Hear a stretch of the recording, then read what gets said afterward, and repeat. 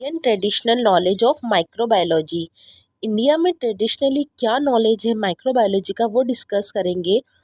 India is a treasure of traditional knowledge which has been spread through non institutional means from generation to generation.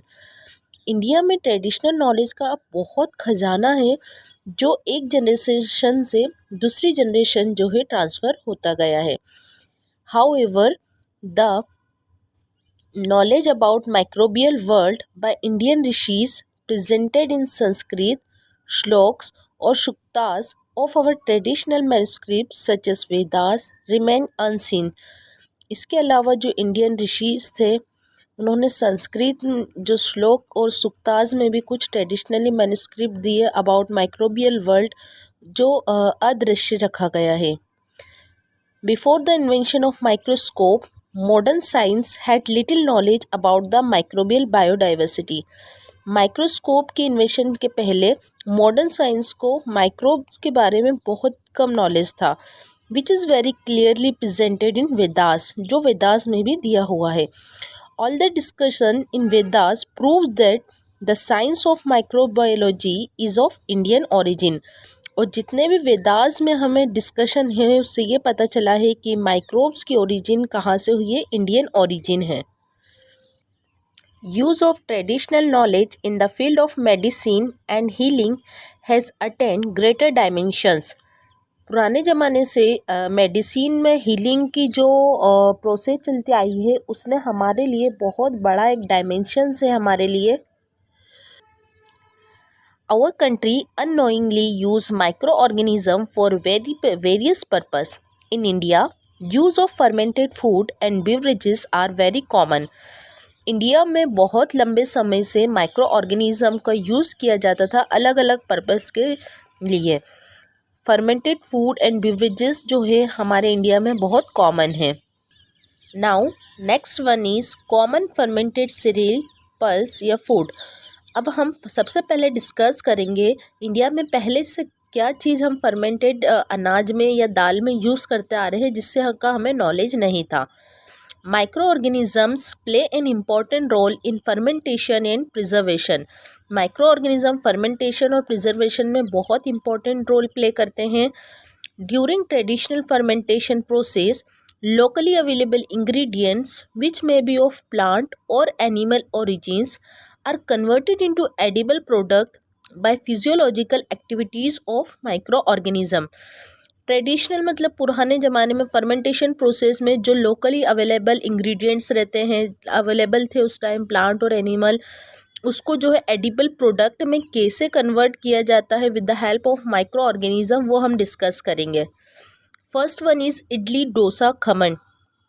As we know idli dosa and khaman is a fermentation process रहती है, ये micro organism कराते हैं जो traditionally हम लोग as a edible product use करते हैं। Idli is a popular traditional fermented food prepared and consume throughout India. First one जो इडली है सबसे पॉपुलर और फेमस ट्रेडिशनल फर्मेंटेड फूड है, इसको ऑल ओवर इंडिया में कंज्यूम किया जाता है। This traditional food is good source of protein and calorie. ये जो फूड है इसके अंदर प्रोटीन एंड कैलोरी का ये गुड सोर्स है। Idli fermentation is a natural fermentation, और इडली के अंदर जो फर्मेंटेशन होता है वो नेचुरल फर्मेंटेशन होता है, हम इसमें कोई एक्स्ट्रा माइक्रो ऑर्गेनिजम्स को ऐड नहीं करते हैं। Leuconostoc mesenteroides, Streptococcus faecalis and Pediococcus cerevisiae are the significant इसमें इन्वॉल्व रहते हैं। Micro organism involve in the fermentation process, ये माइक्रो ऑर्गेनिज्म जो है फर्मेंटेशन प्रोसेस में इन्वॉल्व रहते हैं। The essential physical change in the batter is that it becomes leavened by CO2 gas as well as pleasant flavour develop.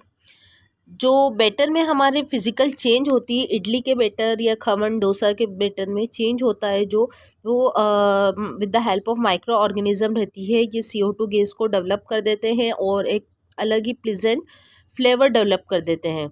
This fermentation process of idli bye micro organism is similar in dosa and khaman. यही fermentation process बिल्कुल similar रहती है dosa and khaman में भी। Now the second one is common fermented vegetables. अभी हमने discuss किया था कॉमन फर्मेंटेड सीरियल्स, अनाज से हम क्या यूज़ करते आए हैं पुराने ज़माने से। अब सेकेंड वन इज वेजिटेबल्स से भी हम कैसे फर्मेंटेशन करवाते हैं, माइक्रो ऑर्गेनिज्म उसमें हेल्प करते हैं। First one is mesu. Mesu, people of eastern Himalaya regions use bamboo shoot product called mesu as pickle and a base of curry. Eastern Himalaya के जो लोग हैं वो बम्बू की जो शूट स्टेम आती है उसे यूज़ करते थे। उसका नाम उन्होंने मेसू रखा था और उसको एज अ पिकल, अचार और बेस ऑफ करी के फॉर्म में यूज़ करते थे। This process is initiated by micro organisms Pediococcus pentosaceus, followed by Lactobacillus brevis and finally dominated by L. plantarum। मेसू को जो फर्मेंटेशन प्रोसेस होती थी वो इन सभी माइक्रो ऑर्गेनिज्म के थ्रू होती थी। ये बम्बू शूट को लेकर उसे as a form of pickle या बेस ऑफ करी यूज़ करते थे। Next one is sauerkraut. It is a type of preserve fermented cabbage food. Sauerkraut जो है इसमें कैबेज को फर्मेंटेशन कराया जाता था। After fermentation Indians use these as a base of curry. और फर्मेंटेशन प्रोसेस होने के बाद कैबेज के अंदर इसको as a base of curry use किया जाता है। ग्रेवी के अंदर थिकनेस वगैरह बढ़ाने के लिए एज अ बेस ऑफ करी इसको यूज़ किया जाता था। This fermentation is started by L mesenteroides and followed by L plantarum. ये दोनों टाइप्स के माइक्रो ऑर्गेनिज्म जो है इस फर्मेंटेशन प्रोसेस को कराते थे। Now next one is common fermented milk food. अब कौन कौन से फर्मेंटेड मिल्क फूड भी ट्रेडिशनली से हम यूज़ करता है। First one is dahi. Dahi is lactic acid fermented product of cow और बफेलो मिल्क। दही जो है इसमें फर्मेंटेशन होता है क्योंकि दूध में लैक्टिक एसिड प्रेजेंट रहता है जो काऊ और बफेलो मिल्क से हमें मिल्क मिलता है। द विटामिन कंटेंट ऑफ दही depend on the type of organism use for fermentation. और दही में विटामिन कंटेंट जो डिपेंड करता है कौन सा माइक्रो ऑर्गेनिज्म रिस्पॉन्सिबल है फर्मेंटेशन के लिए। The conversion of milk to curd और dahi is done by bacteria lactobacillus. और मिल्क से कर्ड की जो फर्मेंटेशन प्रोसेस होती है with the help of lactobacillus bacteria होती है। Next one is rabri. Rabdi is a milk cereal based fermented product made from cooked maize flour and buttermilk। Rabri भी जो है कुक्ड मेस फ्लोर और बटर मिल्क के process से बनती है। Pediococcus acidilactici, Bacillus species and Micrococcus species have been isolated from fermented rabri. और ये 3 तरह के माइक्रो ऑर्गेनिजम्स जो है आइसोलेट किए गए हैं फर्मेंटेड रबड़ी में से। Now next one is common fermented beverages.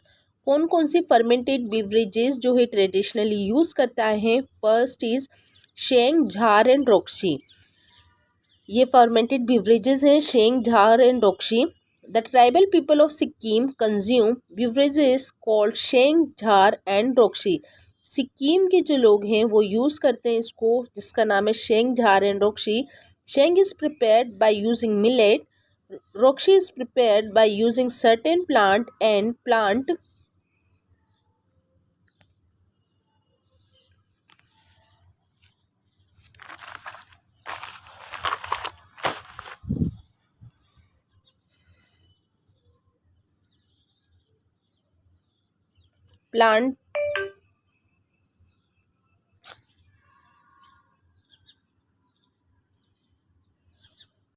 pulse contain filamentous molds and yeast, mucus synelloids, Saccharomyces cerevisiae, Lactobacillus species। शेंग, झार एंड रोक्शी के अंदर ये 3 टाइप्स के माइक्रो ऑर्गेनिजम्स जो है आइसोलेट किए गए। Now last one is traditional use of mushroom for therapy. Mushroom is a micro organism which is use traditionally as a therapy. The pink oyster mushroom Pleurotus ear sac is given to the patient convalescing from childbirth and fever। Pink oyster mushroom को भी child birth and fever के time patient को दिया जाता है which is also a micro organisms.